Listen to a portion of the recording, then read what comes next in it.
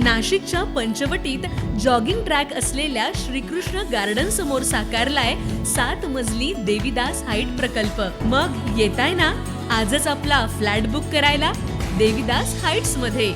आमचा मोबाईल क्रमांक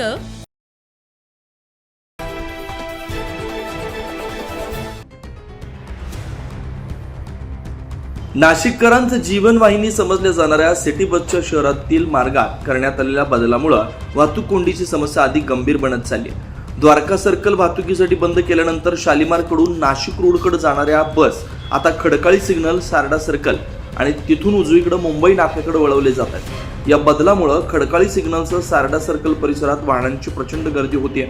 दिवसभर वाहतूक कोंडीचा सामना करावा लागतोय। विशेष म्हणजे या परिसरात हॉटेल्स, गॅरेज, फर्निचर शॉप्स आणि शाळा असल्याने नेहमीच वर्दळ असते। त्यातच रस्त्यावर वाढलेले अतिक्रमण समस्येत भर घालते। सिटी बसच्या वाढलेल्या वर्दळीमुळे आता सकाळ सायंकाळच नव्हे तर दिवसभर वाहनांच्या रांगा लागल्याचं चित्र दिसतंय। यामुळे वाहन चालकांना मोठा त्रास सहन करावा लागतोय। वाहतूक सुरळीत करण्यासाठी ट्रॅफिक वॉर्डन आणि पोलिसांची संख्या वाढवावी अशी मागणी नागरिकांकडून केली जाते। 9 न्यूज महाराष्ट्र ब्युरो, नाशिक।